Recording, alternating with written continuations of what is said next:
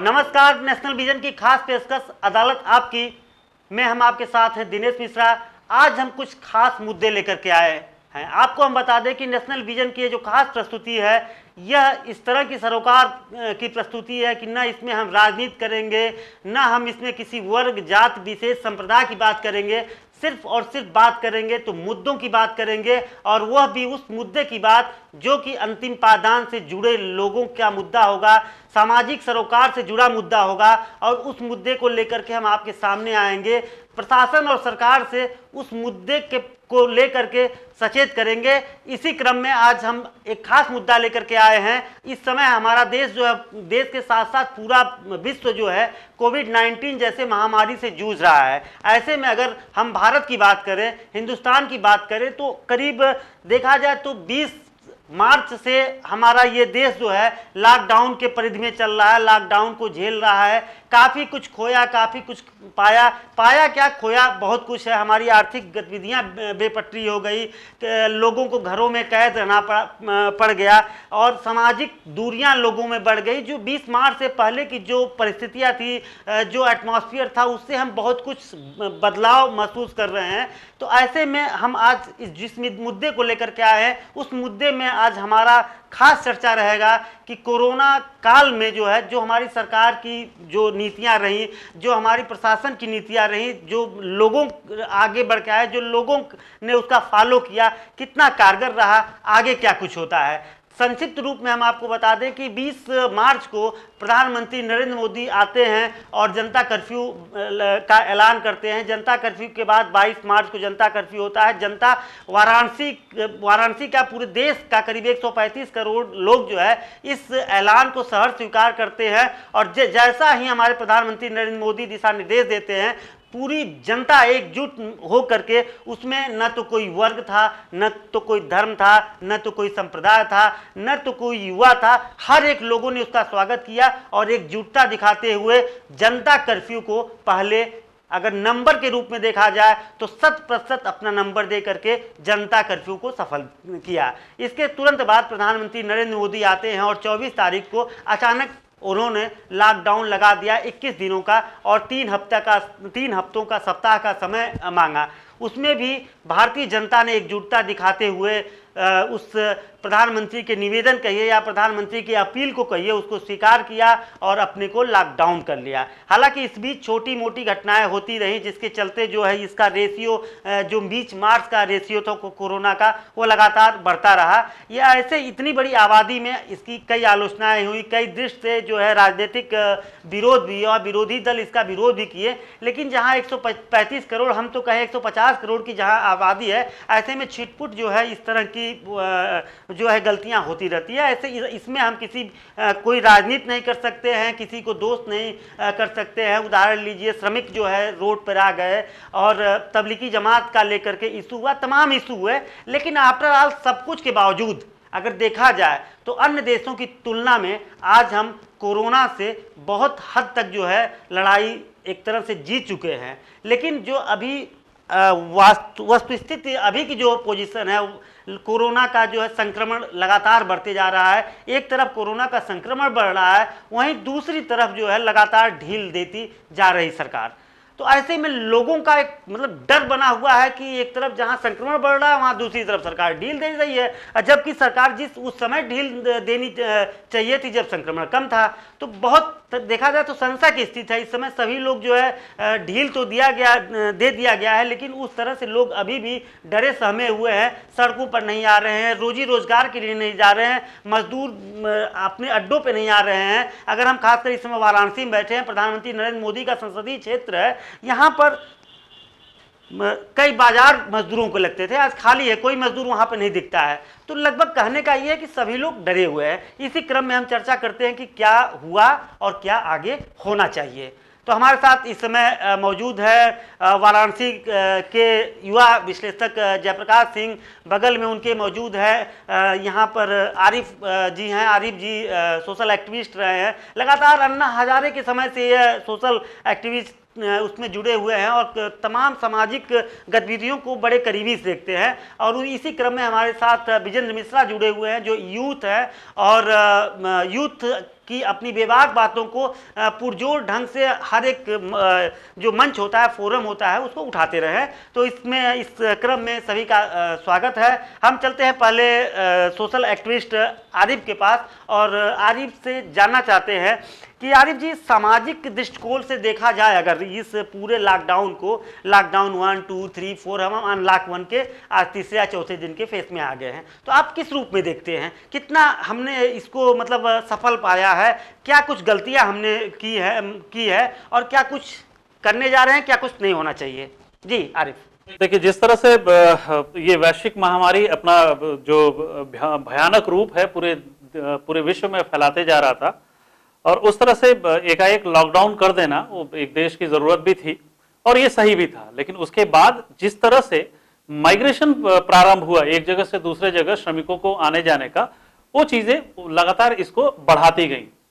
जैसे सरकार लगातार कह रही थी कि जो जहां है उसी स्थिति में रहे, उनको खाने पीने की कहीं कोई दिक्कत नहीं होगी और रहने के लिए भी अगर उनके पास पैसे नहीं है तो कोई भी मौजूदा समय में किराया नहीं मांग सकता है। उसके बाद भी बहुत संख्या में, करोड़ों की संख्या में माइग्रेशन हुआ, वो चीजें नहीं ठीक थी। उसका एक तो तह तक जाना चाहिए था कि आखिर क्यों हुआ और जिस तरह से लोग सड़कों पर निकल रहे थे और जिस हालात में निकल रहे थे वो बहुत भयानक स्थिति, इसको बहुत नजदीक से हम लोगों ने देखा।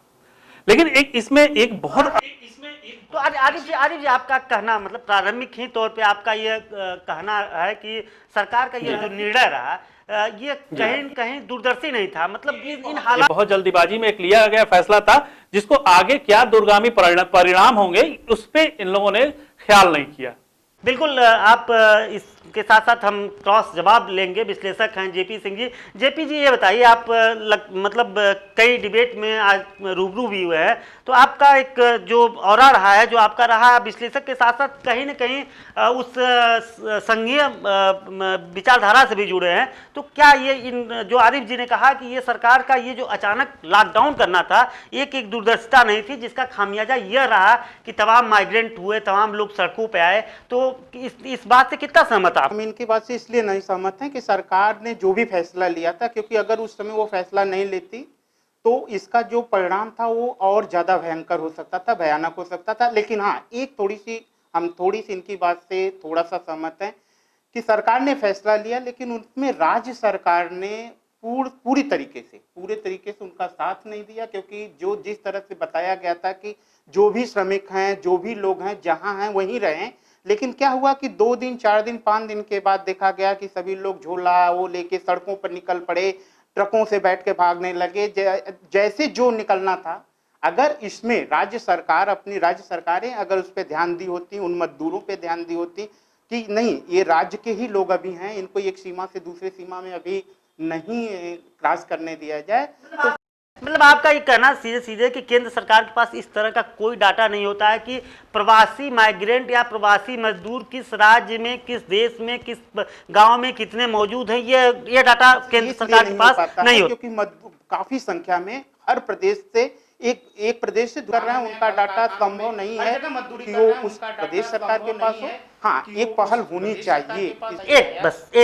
जेपी जी, आपसे मैं कि सरकार का लॉकडाउन का निर्णय कितना सही था, कितना गलत था? का निर्णय हाँ या ना में आप जवाब 10% सही था। अब चलिए हम आते हैं, हमारे साथ मौजूद हैं। आप क्या देखिए, सबसे पहली बात तो यह है कि आरिफ भाई ये कह रहे थे कि सरकार का फैसला जो है जिस समय पे लिया गया वो गलत था। चलिए, मानता हूं मैं कि वो उस समय का फैसला गलत था। मेरी बात सुन लीजिए, फिर मैं आपको बताता हूं। मेरी बात सुन लीजिए। जल्दबाजी में फैसला लिया गया था, चलिए मैं मानता हूं, लेकिन एक चीज सरकार की, ये अगर सरकार उस समय लॉकडाउन नहीं करती तो जो प्रवासी अभी निकल के सामने आ रहे हैं, क्योंकि कोविड-19 हमारा पहला ऐसा अनुभव था कि हमें कोई नई बीमारी का सामना करने को मिला था। हम इसके लिए बिल्कुल भी तैयार नहीं थे। हमारे यहाँ पीपीई किट की व्यवस्था नहीं थी, हमारे यहाँ सैनिटाइजर्स मार्केट में उपलब्ध नहीं थे, हमारे यहाँ ग्लव्स नहीं थे, हमारे यहाँ मास्क तक उपलब्ध नहीं थे। सरकार को लॉकडाउन करना ही यही आपको रोकना चाहूंगा। देखिए, जिस तरह अगर कोविड की बात करें तो कोविड-19, जहां तक आपको भी जानकारी है, आप पढ़े लिखे हैं, आप मतलब एक तैयारी कर रहे हैं कंपटीशन का, इसके साथ साथ कई फोरम पे आप मौजूद भी रहे हैं, तो ये आज कोविड-19 मार्च में नहीं आया था, कोविड-19 दिसंबर से था। सारे सारे देश में हमारी एम्बेसी मौजूद है, हर एक देश में मौजूद है, क्या वहां से रिपोर्ट नहीं आई? समय था जब, देखिए होता क्या है कि जब हमारा घर जल रहा होता है तब हम जानते हैं कि हमारे घर में आग लगी है। फिलहाल हम ये सोचते हैं वो तो पड़ोसी का घर है, छोड़ दो, वो जले बुझे, उससे हमें कोई लेना देना नहीं। जब कोविड-19 हमारे देश में आ गया तब सरकार को सख्त होना पड़ा, और मजबूरी थी सरकार की। अगर उस समय सख्त नहीं होती तो हमारे पास स्वास्थ्य व्यवस्थाएं नहीं थी। बिल्कुल नहीं, बिल्कुल बिल्कुल विजन यहाँ से मैं सहमत नहीं हूँ आपसे। नहीं विजेंद्र इसमें मैं भी सहमत नहीं हूं। मैं इसमें बताना चाहता हूं कि अपना घर, ये घर चलाने जैसा नहीं है। आज इंफॉर्मेशन टेक्नोलॉजी का जमाना है, और लगातार नवंबर से जब कोविड के केसेस आने शुरू हुए, एम्बेसी हमारी चाइना में भी है और अन्य देशों में भी है जहां ये बहुत भयानक तरीके से महामारी का रूप लिया था।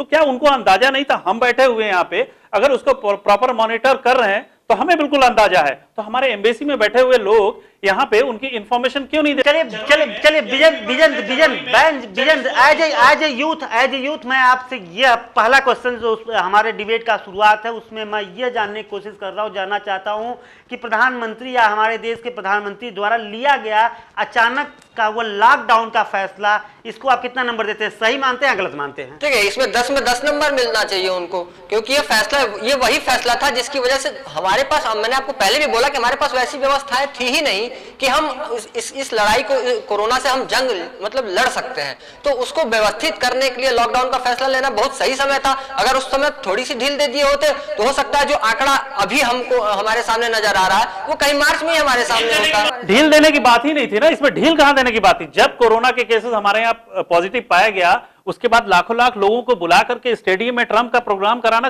कहां की अक्लमंदी थी? और उस वक्त ये फैसला क्यों नहीं लिया? उस वक्त थर्मल स्कैनिंग और बाकायदा क्वारंटाइन क्यों नहीं किया गया जो विदेशों से आ रहे थे? अगर वो चीजें होती जिस तरह से संघाई ने कंट्रोल किया, एक भी केसेस वहां पे नहीं पहुंच पाए, हमारे देश में भी हो पाता, मुट्ठी भर चीजें थी वो खत्म हो गया होता। आज इस तरह का महामारी का रूप नहीं लेता, आज 2 लाख के आसपास केसेस नहीं होते हमारे यहाँ। चाहता हूँ जेपी सिंह के पास। जेपी सिंह, इस पूरे मसले उस पे जो है आपका क्या नजरिया अब बना है कि सरकार का यह निर्णय कितना सही था? नहीं, हम इनकी बात से इसलिए नहीं सहमत हैं कि सरकार ने जो भी फैसला लिया था, क्योंकि अगर उस समय वो फैसला नहीं लेती तो इसका जो परिणाम था वो और ज़्यादा भयंकर हो सकता था, भयानक हो सकता था। लेकिन हाँ, एक हम थोड़ी सी इनकी बात से थोड़ा सा सहमत हैं कि सरकार ने फैसला लिया लेकिन उसमें राज्य सरकार ने पूरे तरीके से उनका साथ नहीं दिया, क्योंकि जो जिस तरह से बताया गया था कि जो भी श्रमिक हैं, जो भी लोग हैं जहाँ हैं वहीं रहें, लेकिन क्या हुआ कि 2 दिन 4 दिन 5 दिन के बाद देखा गया कि सभी लोग झोला वो लेके सड़कों पर निकल पड़े, ट्रकों से बैठ के भागने लगे जैसे जो निकलना था।